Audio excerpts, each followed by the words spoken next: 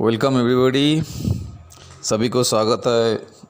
आज का तकनीकी जो अड्डा है उसी में पिछले दिन जो वीडियो हम लोग देखे थे उसमें हम लोग खास करके D1 D2 में व्हील का एक पार्ट हम लोग डिस्कस किया था।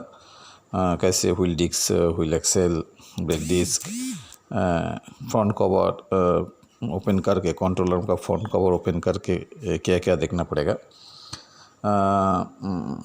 आज जो डिस्कशन करने जा रहा हूँ उसका मेन फोकस है जो व्हील का जो प्रोफाइल डिफेक्ट है। तो व्हील का प्रोफाइल डिफेक्ट परमिसिबल लिमिट का अंदर है या नहीं है, वो समझने के लिए हम लोग उनको पास जो एक यूनिवर्सल गेज है जिसमें बहुत सारे प्रोफाइल डिफेक्ट को हम लोग मेज़र कर सकता हूँ, तो गेज कर सकता हूँ। तो वो टायर डिफेक्ट गेज का इस्तेमाल कैसे किया जाता है उसके ऊपर, और व्हील ट्रेड में ये थर्मल इफ़ेक्ट के लिए जो प्रॉब्लम आता है उसका ऊपर। अभी जो फोटोग्राफ आप देख रहा है इनमें दो अलग अलग फोटोग्राफ्स है। एक है क्रॉस सेक्शनल व्यू, एक है आइसोमेट्रिक व्यू। ये व्हील डिस्क का है। तो आप दोनों व्यू ही देखिएगा एक साथ। देखिए रिम दिखाया गया है, किस लोकेशन को व्हील का कौन लोकेशन को रिम बोला जाता है। वो फ्लेंज का जो बैक साइड वाला जो थिकनेस वाला जो पोर्शन है उसको रिम बोला जाता है। उसका बाद ट्रेड किसको बोला जाता है? ट्रेड व्हील का वो हिस्सा को बोला जाता है जो हिस्सा रेल के ऊपर रहता है। और फ्लेंज व्हील का वो हिस्सा को बोला जाता है जो हिस्सा रेल का साथ गाइड होता है।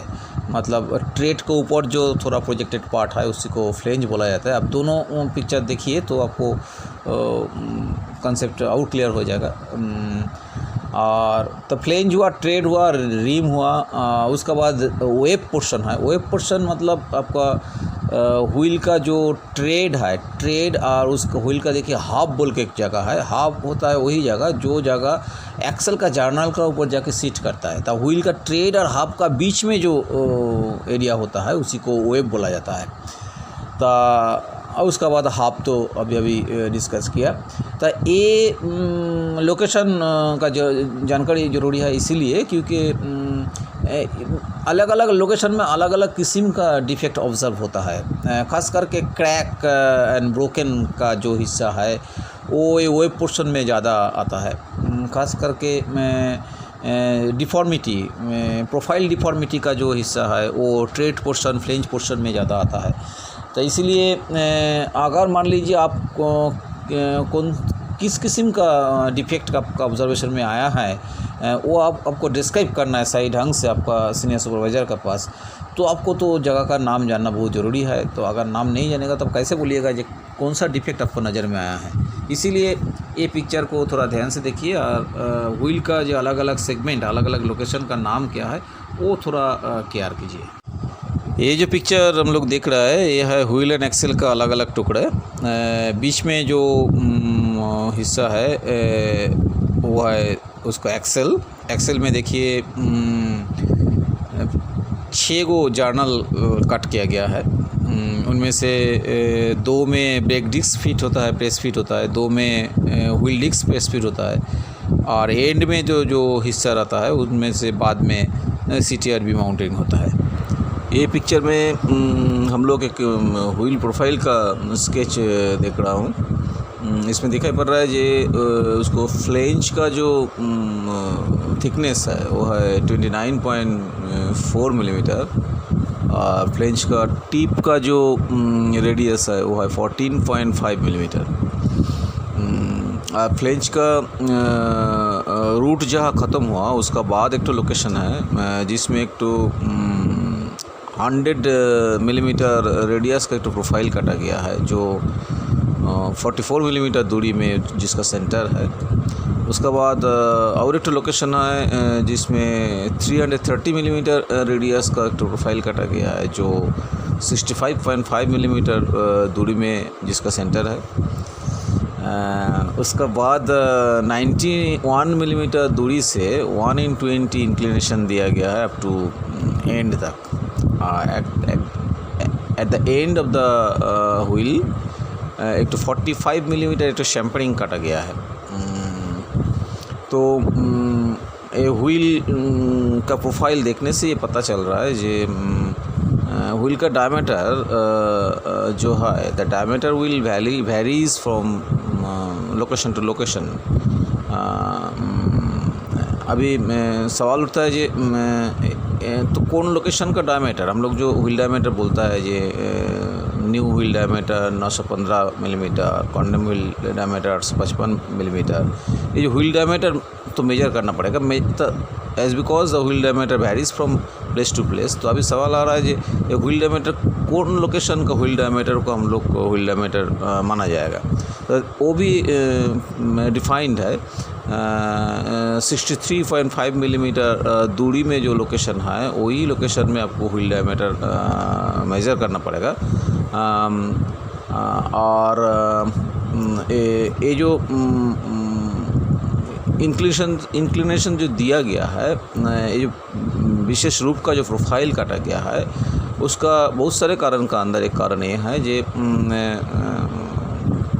ट्रेन जब कार्ब नेगोशिएट करता है तब जो चक्का आउटर कर्वेचर में रहता है वो चक्का को थोड़ा ज़्यादा ही लीनियर डिस्टेंस कवर करना पड़ता है, और जो चक्का इनर कर्वेचर में रहता है उसको कंपैरेटिवली कम लीनियर डिस्टेंस कवर करना पड़ता है. तो एक ही एक्सेल में रिजिडली फिक्स्ड किया गया दो व्हील, एक ज़्यादा लीनियर डिस्टेंस कवर करेगा एक कम लीनियर डिस्टेंस कवर करेगा, ये कैसे हो सकता है. तो ये तभी संभव है जब कार्ब नेगोशिएशन का टाइम अगर मोर डायमीटर का पोर्शन ऑफ द व्हील अगर आउटर कर्वेचर में रहेगा और less diameter portion of the wheel वो इनर कर्वेचर में रहेगा. तो at the time of carb negotiation इसीलिए दिखाई देता है जे वो चक्का भाग जाता है. आउटर कर्वेचर में जो चक्का रहता है वो फ्लेंज का तरफ पूरा भाग जाता है, और जो इनर में रहता है वो फ्लेंज का अपोजिट का तरफ आउटसाइड का तरफ भाग जाता है. इस शिफ्टमेंट के चलते ज़्यादा डायमीटर वाला हिस्सा वो आउटर कर्वेचर में रन करता है और कम डायमीटर वाला हिस्सा वो इनर कर्वेचर में रन करता है, और ऐसे ही वो एडजस्ट कर लेता है how to cover more linear distance and less linear distance by a single axle fitted to wheel. अभी ये दिखाई पड़ रहा है जे ऑन रन जब गाड़ी चलता है तब व्हील का जो ट्रेड वाला हिस्सा है वो पटरी का साथ ट्रैक का साथ वो उसको फ्रिक्शन होता है, और जब व्हील ट्रैक से गाइडेड होता है तब फ्लेंज का साथ ट्रैक का फ्रिक्शन होता है. तो व्हील का साथ ट्रैक का फ्रिक्शन का दो ही जोन है, एक ट्रेड और दूसरा है फ्लेंज.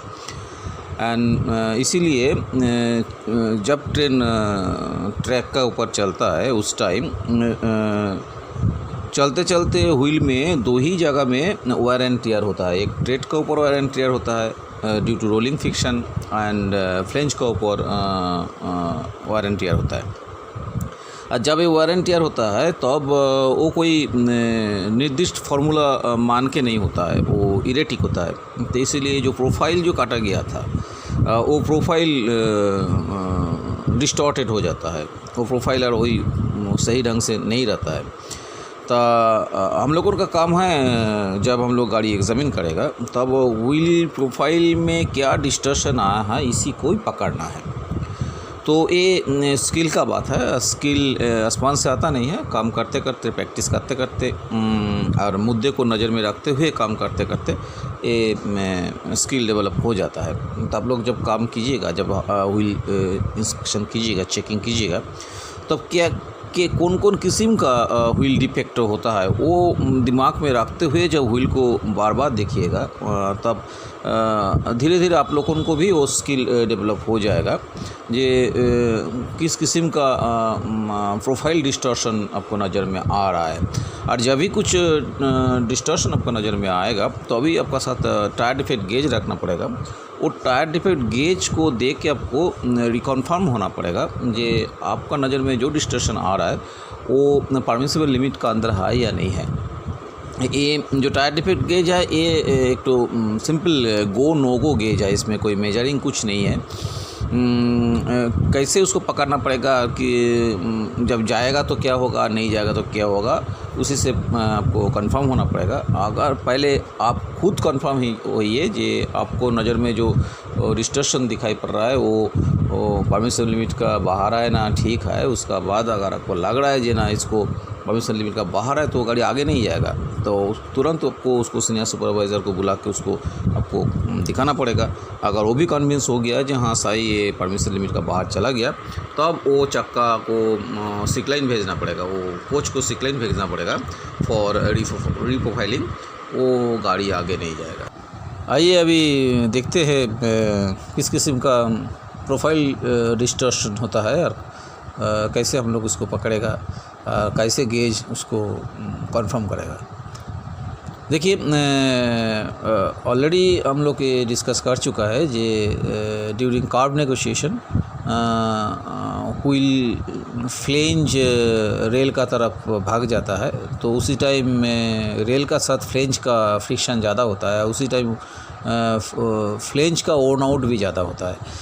तो ये ओन आउट होते होते फ्लेंज पतला भी होने लगता है। कभी कभी फ्लेंज का ऊपर वाला जो रेडियस जो न्यू व्हील में 14.5 mm रहने का है वो घटते चला जाता है। घटते अगर वो 5 मिलीमीटर तक आ जाता है तो 5 मिलीमीटर जो फ्लेंज का रेडियस हो जाता है, टॉप रेडियस अगर 5 मिलीमीटर हो जाता है तो उसको शार्प फ्लेंज बोला जाता है। और शार्प फ्लेंज हो जाने से वो गाड़ी को रीप्रोफाइलिंग करना ज़रूरी है, वो गाड़ी सर्विस में जाएगा नहीं। तो इधर अब जो देख रहा है एक तो टायर डिफेक्ट गेज देख रहा है तो टायर डिफेक्ट गेज से शार्प फ्लेंज हुआ या नहीं हुआ वो समझने का तरीका कैसे है, कैसे टायर डिफेक्ट गेज को बैठाना पड़ेगा। इधर आप देख रहा है तो उसको ए पॉइंट में जो रेडियस दिया गया है, काउंटर रेडियस दिया गया है, वो देखिए अगर वो व्हील फ्लेंज का टॉप रेडियस में अगर बैठाएगा वो कोने का तरफ, अगर उसका बीच से मिडिल से लाइट पास होगा, अपोजिट साइड से आप टॉर्च मारिए, अगर बीच साइड से मतलब मिडिल साइड से अगर लाइट पास होगा तो मतलब वो रेडियस अभी भी बड़ा है, मतलब वो अभी भी परमिसिबल लिमिट का अंदर ही है तो वो गाड़ी डैमेज नहीं, भला वो अभी पतला हुआ लेकिन अभी भी वो चलने लायक है।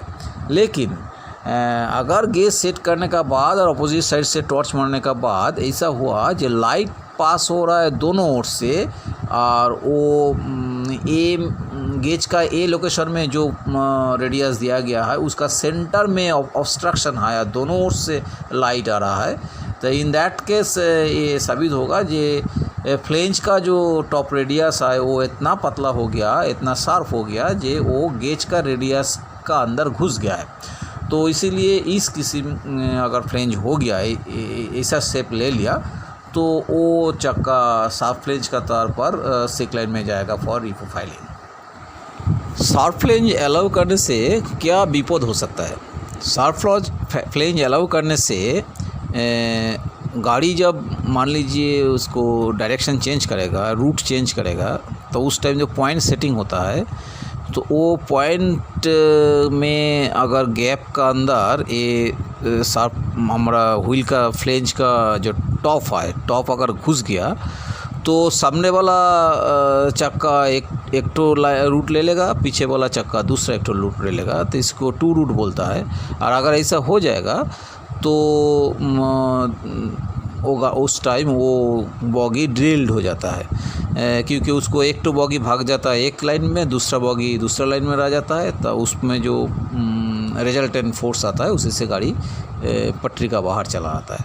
तो sharp flange is one of the major cause of derailment, तो इसीलिए sharp flange identification is very important. Next आ रहा है आपको RTS, रेडियस टू स्मॉल। ये कौन सा रेडियस है? ये रेडियस है फ्लेंज का रूट रेडियस है।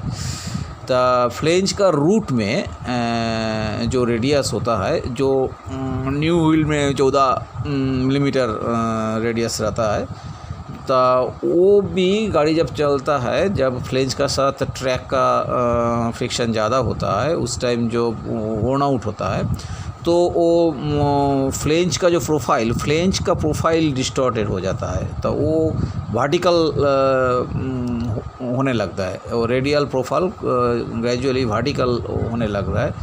तो उसका चलते उसको जो रूट का जो रेडियस है, वो रेडियस घट जा रहा है। तो वो रेडियस 13 मिलीमीटर तक चलेगा। 13 मिलीमीटर आ जाने से वो गाड़ी नहीं चलेगा। तो 13 मिलीमीटर आया क्या नहीं आया, वो देखने के लिए अभी देखिए वही same tyre defect gauge, it is a multipurpose gauge. वो गेज का कौन लोकेशन कैसे सेट करना पड़ेगा, वो आप फोटोग्राफ में देख रहा है। और फिर भी बाएं तरफ देखिए, जो वो फ्लेंज का रूट में वो गेज सेट करने का बाद अपोजिट से अगर आप लाइट मार रहा है, तो दोनों ओर से लाइट आ रहा है, बीच में ऑब्स्ट्रक्शन है। तो ये जब होगा, उसका मतलब है जे इस स्थिति में फ्लेंज का जो रूट का रेडियस है, that is larger than the radius available in the gauge. उसका मतलब गेज में 13 मिलीमीटर रेडियस दिया गया है, उससे बड़ा रेडियस फ्लेंज का रूट में है, तो ये परमिसेबल लिमिट में है। लेकिन अगर उल्टा हो जाएगा, जो इसी दिशा में, इसी स्टाइल में गेज को उधर सेट करने का बाद अपोजिट साइड से अगर टॉर्च मारा, तो लाइट आ रहा है बीच से, मिडिल से लाइट आ रहा है, दोनों एंड ऑब्स्ट्रक्शन है। तो ये साबित होता है जे फ्लेंज का रूट में जो रूट है, रेडियस है, वो रेडियस हमारा गेज में जो दिया गया रेडियस है उससे छोटा हो गया है, इसीलिए उधर लाइट पास हो रहा है। तो अगर बीच से लाइट पास होगा तो ये रूट रेडियस हो गया, रूट रेडियस टू स्मॉल हो गया है, मतलब RTS हो गया है। तो ये भी एक रीप्रोफाइलिंग का प्री कंडीशन है। तो इसीलिए ये चक्का भी आगे नहीं जाएगा, इसको भी रीप्रोफाइलिंग के लिए सिक लाइन में भेजना पड़ेगा। तो शार्प फ्लेंज हुआ, RTS हुआ। अभी चर्चा होगा थिन फ्लेंज लेके। तो वही चक्कर है, फ्लेंज या ट्रैक का बीच में फ्रिक्शन ज़्यादा होने के चलते वो फ्लेंज ओन आउट ज़्यादा होता है। फ्लेंज ओन आउट होते होते फ्लेंज पतला होता है। तब कितना पतला फ्लेंज परमिसिबल है, क्योंकि ज़्यादा पतला होगा तो फ्लेंज टूट जाएगा। तो ये फ्लेंज ही एक है जो ट्रैक का ऊपर बेस करके पूरा गाड़ी को गाइड करके दिशा दिखाता है। तो फ्लेंज टूट जाने से सब गड़बड़ हो जाएगा, फिर डिरेलमेंट हो जाएगा। तो गेज कैसे सेट करने से आपको फ्लेंज का थिकनेस का बारे में आइडिया होता है, वो पिक्चर में देख पा रहा है। बायां तरफ आप देखिए, जो फ्लेंज का ऊपर जब वो गेज को सेट किया है, तो गेज का नीचे वाला हिस्सा ट्रेड से थोड़ा ऊपर है। मतलब अगर अपोजिट साइड से आप टॉर्च मारिएगा तो देखिएगा गेज का नीचे वाला हिस्सा ट्रेड का ऊपर आकर टच नहीं किया, वहाँ से लाइट पास कर रहा है। उसका मतलब है जे ये फ्लेंज अभी भी उतना मोटा है जे उसको गेज का वो गैप को पूरा घुसने नहीं अलाउ कर रहा है। दैट इज़ वाई वो प्रोफाइल ट्रेड का साथ मैच नहीं कर पा रहा है। तो अगर ऐसा होगा तो आपको परमिसेबल है, मतलब गाड़ी चलेगा। लेकिन अगर दाहिना तरफ जो पिक्चर देख रहा है, इधर देखिए वो गेज पूरा बैठ गया और ट्रेड का ऊपर आके बैठ गया, ट्रेड को टच कर गया। तो अभी ऊपर अपोजिट साइड से अगर टॉर्च मारिएगा तो वहाँ से आपको लाइट नहीं दिखाई पड़ेगा। भला फ्लेंज का टॉप का ऊपर से लाइट दिखाई पड़ेगा, लेकिन ट्रेड का ऊपर से कोई लाइट वो ऑब्स्ट्रक्शन आ जाएगा, वो गेज का वो वाला हिस्सा। तो अगर ऐसा होगा तो मतलब ये थिन फ्लेंज हो गया है, तो इसीलिए इसको भी रीप्रोफाइलिंग में भेजना पड़ेगा, तो ये गाड़ी भी आगे नहीं बढ़ेगा। थिन फ्लेंज का चलते, RTS का चलते वही हो सकता है, ये फ्लेंज टूट के आपको डिरेलमेंट हो सकता है।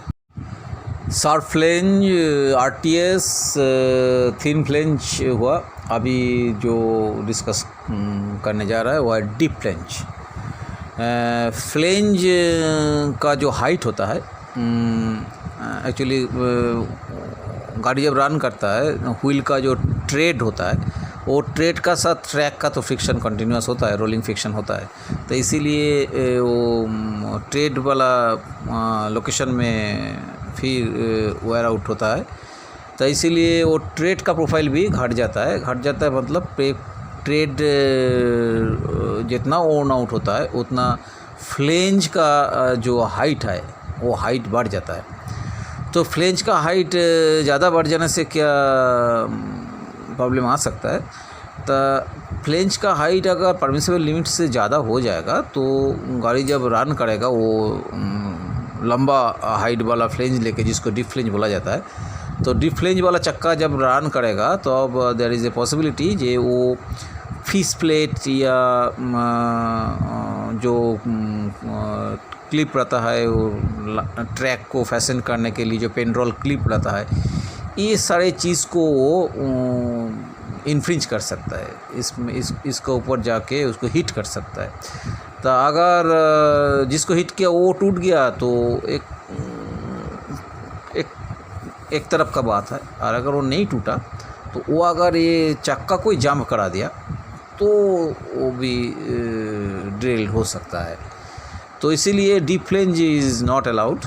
तो डीप फ्लेंज पकड़ने के लिए वही फिर आप पिक्चर देखिए, बाया तरफ का जो पिक्चर है वो गेज को बैठा है वही डीप फ्लेंज पकड़ने के वाला लोकेशन में। तो उसमें देखिए ये फ्लेंज का टॉप और गेज का उस लोकेशन का हिस्सा का बीच में गैप है, मतलब लाइट पास होगा, तो डीप फ्लेंज अभी तक परमिसिबल लिमिट का अंदर ही है। और डायना तरफ देखिए, अगर वो फ्लेंज का टॉप अगर गेज का वो वाला हिस्सा को टच कर गया, मतलब अगर आप उल्टा दिशा से आप टॉर्च मार रहा है तो लाइट उधर ऑब्स्ट्रक्शन हो रहा है, तो ये डीप फ्लेंज परमिसिबल लिमिट का बाहर चला गया, मतलब एक चक्का को रीप्रोफाइलिंग के लिए भेजना पड़ेगा, ये सर्विस में नहीं जाएगा। अभी चलिए देखता है हॉलो टायर। हॉलो टायर वो भी ट्रेड एंड ट्रैक का बीच में जो रोलिंग फ्रिक्शन है इसीलिए होता है। तो गाड़ी जो रूट में जाता है तो ज़्यादा से ज़्यादा ट्रैक तो स्ट्रेट लाइन ही होता है, तो इसीलिए रोलिंग फ्रिक्शन जो होता है तो व्हील का ट्रेड का कोई एक निर्दिष्ट रेंज का अंदर ही वो फ्रिक्शन ज़्यादा होता है। तो इसीलिए क्या होता है, जो वो ट्रेड में एक तो हॉलोनेस आ जाता है, मतलब बीच में थोड़ा ज़्यादा गड्ढा हो गया, एंड में उतना गड्ढा नहीं हुआ, फ्लेंज का तरफ भी उतना गड्ढा नहीं हुआ, तो फ्लेंज का तरफ और एंड का बीच में एक तो जगह मिल जाता है ट्रेड के ऊपर, जो थोड़ा ज़्यादा ड्रेन का तरफ हो जाता है। तो ये शेप को बोला जाता है हॉलो टायर। तो हॉलो टायर का भी एक तो परमिसिबल लिमिट है, जो जिसका मुताबिक एक गेज बनाया गया है। तो हॉलो टायर पकड़ने के लिए गेज को किस ढंग से पकड़ना पड़ेगा वो फोटोग्राफ में देख रहा है। तो बाया तरफ देख रहा है ये हॉलो टायर नहीं हुआ, ऐसा एक व्हील में अगर गेज पकड़िएगा तो कैसे एंड का तरफ भी लाइट आएगा, पूरा कोई ऑब्स्ट्रक्शन नहीं आएगा। लेकिन हॉलो टायर वाला चक्का में अगर गेज कॉरेस्पॉन्डिंग लोकेशन में पकड़ेगा तो देखिएगा, एक तो फ्लेंज का टॉप ऑलमोस्ट टच करने लायक हो गया है, लेकिन उससे भी ज़्यादा जो चीज़ देखने का है, ये देखिए फ्लेंज का गेज का जो एंड वाला जो ए लोकेशन जो दिखाई दे रहा है वो भी देखिए वो ट्रेड का एंड का साथ ऑलमोस्ट मैचिंग हो गया है, मतलब वहाँ भी ऑब्स्ट्रक्शन आ रहा है, वो अभी लाइट पास नहीं हो रहा है, बीच में भी लाइट पास नहीं हो रहा है, मतलब वो जो ट्रेड का जो वो हिस्सा में एक तो वेव जैसा हो गया है, जो आउटर साइड में ज़्यादा हाइट है, बीच में कम हाइट में है, फ्लेंज का तरफ फिर ज़्यादा हाइट है। तो अगर फ्लेंज बैठने से एंड का लाइट आना बंद हो गया तो मतलब ये हॉलोनेस परमिसिबल लिमिट का बाहर हो गया है, इसीलिए इसको आगे नहीं बढ़ाया जा सकता। फ्लैट प्लेस स्क्रीनिंग से डेवलप होता है। तो मान लीजिए कोई गाड़ी ब्रेक बाइंडिंग हुआ, ब्रेक बाइंडिंग मतलब अनवांटेड ब्रेक एप्लीकेशन, मतलब ड्राइवर का इच्छा नहीं है ब्रेक एप्लीकेशन करने के लिए, लेकिन कोई तकनीकी गंडगोल के लिए स्पॉन्टेनियसली ब्रेक अप्लाई हो गया है, तो डीबी का गड़बड़ी के लिए या दूसरा कुछ कोई पाइपलाइन टूट गया है उसके लिए जो प्रेशर फॉल कर गया है उसका चलते, तो इसी को बोलता है ब्रेक बाइंडिंग, मतलब अनवांटेड ब्रेक एप्लीकेशन जिसके ऊपर ड्राइवर का कोई कंट्रोल नहीं है। तो गाड़ी भाग रहा है, ड्राइवर का पास नॉलेज है, गाड़ी तो तेज़ी से भाग रहा है, लेकिन कोई एक पर्टिकुलर कोच में ब्रेक लग गया तो नतीजा क्या होगा, वो कोच को गाड़ी का जो एवरेज स्पीड है वो उसको घिसटते हुए लेके चला जाएगा। जब घिसटते हुए लेके चला जाएगा तो अब ट्रैक के ऊपर व्हील को जो लीनियर फ्रिक्शन होगा वो फ्रिक्शन से वो स्कीडिंग मार्क हो जाएगा। तो स्कीडिंग मार्क मतलब नथिंग बट फ्लैटनेस डेवलप हो जाएगा।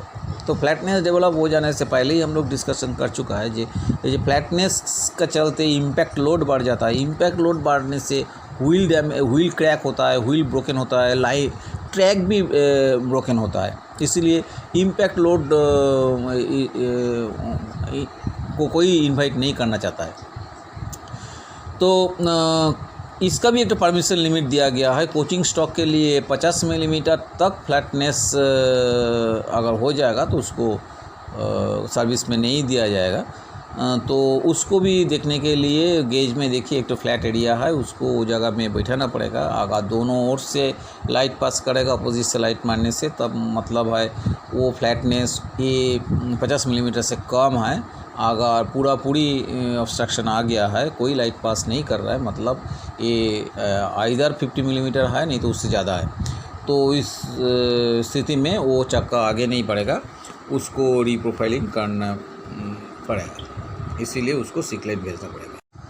आइए हम लोग एक बार देख लेते हैं। इतना सारे प्रोफाइल डिफेक्ट के बारे में हम लोग अभी चर्चा किया, sharp flange, thin flange, RTS, deep flange, flat tyre, hollow tyre, loose axle, bent axle, groove axle. तो इसका न्यूमेरिक वैल्यू क्या है? शार्प फ्लेंज मैंने बोला ये स्टैंडर्ड फॉर्म में होता है, न्यू व्हील में होता है 14.5 मिलीमीटर। और जब वही फ्लेंज का टॉप पर रेडियस जब 5 मिलीमीटर हो जाता है तो उसको कंडेमिंग लिमिट बोला जाता है। थिन फ्लेंज वो न्यू व्हील में जो रहता है 29.4 मिलीमीटर, मतलब फ्लेंज थिकनेस। और वही फ्लेंज थिकनेस जब घट के 22 mm हो जाता है कोचिंग स्टॉक में, तब उसको बोला जाता है thin flange. Less root radius व रेडियस टू स्मॉल RTS, जो नॉर्मल न्यू व्हील में जो 14 मिलीमीटर रहता है वो 13 मिलीमीटर हो जाने से उसको रेडियस टू स्मॉल बोला जाता है। डीप फ्लेंज न्यू व्हील में जो फ्लेंज का हाइट 28.5 मिलीमीटर आता है, अगर वो ओर्न आउट होने का बाद 35 मिलीमीटर तक बढ़ जाता है तब उसको डीप फ्लेंज बोला जाता है। Flat area normal new wheel में तो कोई फ्लैट एरिया रहता ही नहीं, भला उसमें इंक्लिनेशन रह सकता है। तो स्कीडिंग के चलते कोई कोचिंग ट्रेड में अगर 50 मिलीमीटर तक आ गया तो उसको फ्लैट टायर बोला जाता है। हॉलो टायर 1/20 वो एरिया में अगर 5 मिलीमीटर तक गड्ढा ही हो जाएगा तो उसको हॉलो टायर बोला जाता है। लूज एक्सेल जो बोला जाता है, actually wheel two wheel distance जो होता है उसको जो न्यू व्हील में 1600 +2 -1 का अंदर रहता है। अगर वो 1602 का ऊपर चला गया या 1599 का नीचे चला गया तो उसको लूज व्हील बोला जाता है। वो व्हील गेज से उसको देखा जाता है। और bent axle, actually bent axle अगर होता तो after fitment of wheel disc wheel distance वो अलग अलग लोकेशन में अलग अलग हो जाएगा। इसीलिए मैं व्हील डिस्टेंस मेजर करने के लिए ऑलवेज प्रेस्क्राइब्ड है मिनिमम 3 यूनिफॉर्म लोकेशन में आपको उसको मेजर करना पड़ेगा, दैट इज़ 120 डिग्री अपार्ट 3 ठो लोकेशन आपको पहले मार्किंग कर लेना पड़ेगा। तो वही 3 लोकेशन में आपको उसको व्हील डिस्टेंस मेजर करना पड़ेगा। अगर तीनों में ऑलमोस्ट वही परमिसेबल लिमिट का अंदर है तो ठीक है। अगर देखा जाएगा जे कोई में ज़्यादा है तो कोई में कम है, इरेटिक रिजल्ट दे रहा है, तो उसका मतलब जे there is a possibility of bend axle और कोई फिटमेंट का कुछ गड़बड़ हुआ जो व्हील डिस्टेंस को सही नहीं ले रहा है। और ग्रूव्ड एक्सेल मैं एकदम पहले बोला, जो एक्सेल में अगर कोई कुछ ग्रूव हो गया तो उसको डेप्थ 5 मिलीमीटर तक अगर पहुंच जाएगा तो उसको भी सर्विस का बाहर करना पड़ेगा। अभी व्हील ट्रेड का ऊपर कुछ थर्मल इफेक्ट का पिक्चर हम लोग देखेगा। ये जो पिक्चर आप देख रहा है इसको बोला जाता है शटर्ड रिम। एक्चुअली ये व्हील ट्रेड के ऊपर मेटल फ्रैक्चर होके निकल गया है। ये व्हील ट्रेड के ऊपर हो सकता है, फ्लेंज के ऊपर हो सकता है। अगर इस किस्म का लंबा एरिया में आपको ये शटर्ड रिम नज़र में आएगा, ये फ्रैक्चर्ड ऑफ मेटल पीस जो पूरा निकल ही चला गया है, ऐसा नज़र में आएगा तो वो व्हील को तुरंत सर्विस विड्रॉ करना पड़ेगा, वो सर्विस में जाएगा नहीं। यह है स्प्रेड रिम। स्प्रेड रिम है, ये एक लोकलाइज्ड एरिया में वो लैटरल शिपमेंट हो जाता है, मतलब उसको विड्थ बढ़ जाता है। तो ये पकड़ना थोड़ा मुश्किल है, लेकिन ये बहुत इम्पोर्टेंट एक डिफॉर्मिटी है। ये स्प्रेड रिम लेके अगर ज़्यादा दिन गाड़ी रन करेगा तो वो व्हील में फ्रैक्चर होने का चांसेस ज़्यादा है। फ्रैक्चर और क्रैक, व्हील का वेब पोर्शन में क्रैक या व्हील फ्रैक्चर होके पूरा टूट के निकल जाना, ये सब जो पहले जो हम लोग पिक्चर देखा है, ये spread rim is one of the important contributory factor. तो इसीलिए इसको पकड़ने का स्किल डेवलप करना ही पड़ेगा। तो आप जब एग्जामिन कीजिएगा, चक्का को जितना दूर तक आपको चक्का का ट्रेड बराबर आँख लेके, पैरेलल आँख लेके आपको देखना संभव है, आपको देखने का प्रैक्टिस कर लीजिएगा तो देखिएगा। तो उसको जो एज वाला माने जहाँ का सैम्परिंग है, वो सैम्परिंग का दिशा में जो लाइन होता है, तो सब चक्का में वो लाइन एक तो सीधा एक तो लाइन बराबर ही रहता है। लेकिन जो चक्का में स्प्रेड रिम है वो आपको आँखों में लग जाएगा। जो कोई एक जगह में वो एज वाला लाइन थोड़ा टेढ़ा होके फिर नॉर्मल लाइन पकड़ लिया। अगर कोई चक्का ऐसा नज़र में आएगा जो एज वाला लाइन थोड़ा टेढ़ा होके फिर नॉर्मल लाइन पकड़ लिया, तब वो जगह में और थोड़ा ध्यान से देखिए तो आपको नज़र में आएगा ये वही जगह में, जो जगह में वो थोड़ा टेढ़ा होगा था, वही जगह में लग रहा है उसका विड्थ थोड़ा, ट्रेड का विड्थ थोड़ा बढ़ गया है, मतलब मेटल फ्लो लेटरल डायरेक्शन में हुआ है। तो अगर ये कंफर्म हो गया है तो वो चक्का को कभी अलाउ मत कीजिए, क्योंकि स्प्रेड रिम एक ख़तरनाक बीमारी है। तो इसको पकड़ने का स्किल जितना जल्दी हो सके उसको काबू में लाना बहुत अच्छा बात होगा।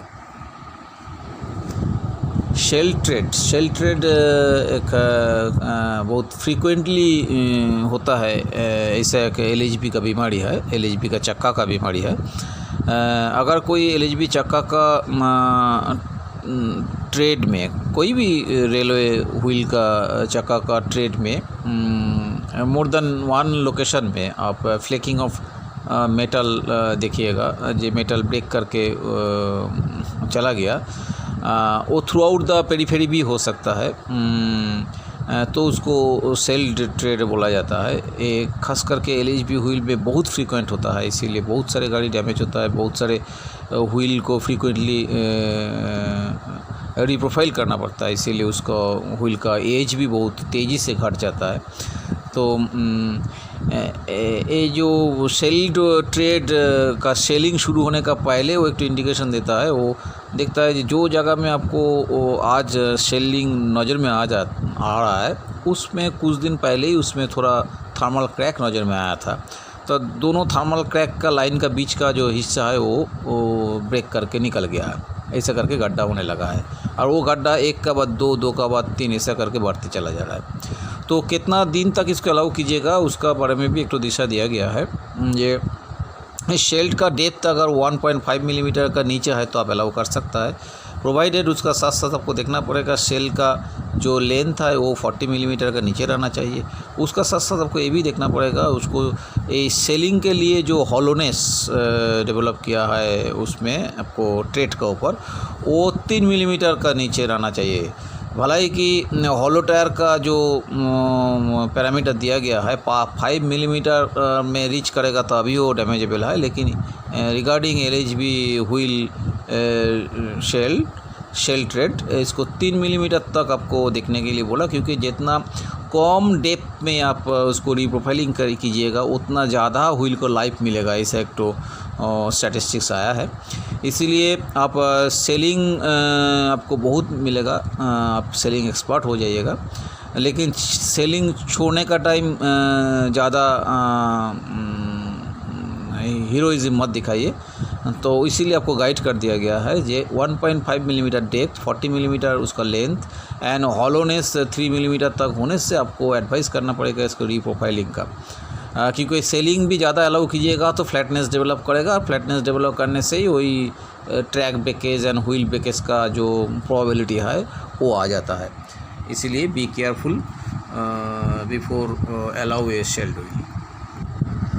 यहाँ पर जो पिक्चर में आप देख रहा है वो एक थर्मल क्रैक का आप पिक्चर देख रहा है। इस किस्म का thermal crack generally severe break binding से अपीयर होता है, लेकिन ये थर्मल क्रैक जब रेडियली इंक्रीज करते हुए रिम में या फ्लेंज का आउटर फेस में अगर नज़र में आ जाएगा तब वो व्हील को तुरंत विड्रॉ करना पड़ेगा, वो व्हील को आगे नहीं बढ़ने दिया जाएगा, उसको वर्कशॉप में भेजना पड़ेगा for further investigation. This is the picture of checks, this looks likes thermal cracks but the basic difference is thermal crack जो होता है वो थोड़ा रेडियली आगे बढ़ के थोड़ा डेप्थ ज़्यादा होता है, ये सुपरफिशियल क्रैक्स होता है, ये क्वांटिटी में थोड़ा डेंस भी रहता है, तो ये रिजेक्टेबल नहीं है, फिर भी इसको ऑब्जर्वेशन में रखना पड़ेगा। इनमें से कोई एक क्रैक अगर थोड़ा रेडियली आगे बढ़ना शुरू कर देगा तो उसको अरेस्ट करना पड़ेगा, वो चक्का को अरेस्ट करना पड़ेगा। तो ये one kind of thermal effect है। एक्चुअली ये ब्रेकिंग का टाइम में due to friction heat generate होता है, बाद में जब फिर चक्का रोल करने लग रहा है तब कूलिंग होता है by air flow. Heating and cooling जो साइकिल होता है, ये साइकिल से सरफेस में ऐसा एक तो सुपरफिशियल क्रैक पैदा होता है, बट इनमें से अगर कोई एक रेडियली आगे बढ़ना शुरू कर देगा तो इसीलिए इसको ऑब्जर्वेशन का ज़रूरत है। But if it is not like so तो उसके लिए चक्का को विड्रॉ करने का कोई ज़रूरत नहीं है। पिछले अड्डा में हम लोग जब कंट्रोल रूम का फ्रंट डोर ओपन करके क्या क्या देखना पड़ेगा इसका बारे में जब चर्चा कर रहा था, उसमें एक बात आया था CTRB का सील ब्रेकेज, क्रैक, लीकेज, ये देखना पड़ेगा। तो एक सवाल आ गया है कि CTRB सील को कैसे पहचाना जाएगा। तो इधर जो पिक्चर दिखाया गया है इसमें देखिए CTRB सील को दिखाया गया है, काप एंड कोन का बीच में जो हिस्सा है वही है CTRB सील। एक कंप्लीट फिटमेंट का पिक्चर में दिखाया गया है, एक क्रॉस सेक्शनल व्यू में दिखाया गया है, शायद ये आप लोगों को कुछ सुविधा होगा। आज का अड्डा में जो कुछ हम लोग डिस्कशन किया वो एक्सक्लूसिवली ये दिमाग में रखते हुए जे ड्यूरिंग पिट लाइन मेंटेनेंस हम लोग जो काम करता है तो उस टाइम हम लोग उनको व्हील एंड एक्सेल के ऊपर क्या ध्यान देना पड़ेगा इन D2 and D1 schedule, that is trip schedule. D1 मतलब ट्रिप शेड्यूल एंड D2 मतलब मंथली शेड्यूल। यार लेकिन सिक लाइन में जो काम होता है वो आदमी के लिए और थोड़ा डिटेल जानकारी का ज़रूरत है, बट इधर एक कवर नहीं किया जाएगा किसी के। ये ऑलरेडी ये वीडियो बहुत बड़ा हो चुका है, ज़्यादा बड़ा वीडियो होने से कोई किसी को देखने का मन नहीं रहेगा, इसीलिए ये पिट लाइन मेंटेनेंस का तौर पे क्या देखना पड़ेगा व्हील एंड एक्सेल को इन D1 एंड D2 शेड्यूल, उसी के ऊपर ही हम लोग थोड़ा ज़्यादा ध्यान दिया। इसका अलावा और जो जो देखना चाहिए सब कुछ देखिएगा। ये नहीं है जो केवल जो बोला गया वही देखिएगा, बाकी कुछ नज़र में आते हुए भी ये बोलिएगा उधर तो बोला नहीं है इसीलिए नहीं देखा, ये नहीं है। तो मेजर चीज़ हम लोग कवर करने का कोशिश किया। तो I am thankful to Camtech manual, Alstom manual और कुछ दूसरा रेल का भी पावर पॉइंट का को भी मैं थैंक्स जनाऊँगा, क्योंकि वहाँ से ही बहुत कुछ पिक्चर हमने लिया है और जितना इन्फॉर्मेशन लिया है सब कैमटेक मैनुअल और एल्स्टॉम मैनुअल से लिया है। इसीलिए सभी लोगों को धन्यवाद देते हुए, और आप लोगों को इतना ध्यान से इतना टाइम बर्बाद करके इतना टाइम तक सुना है, इसीलिए आप लोगों को भी धन्यवाद दे रहा हूँ। अगर अच्छा लगे तो फीडबैक दीजिएगा, तो ज़रूर हम लोग नेक्स्ट बॉगी असेंबली का जो बहुत सारे सब असेंबली अभी भी बाकी है उसको लेके कुछ चर्चा करने का कोशिश करेगा।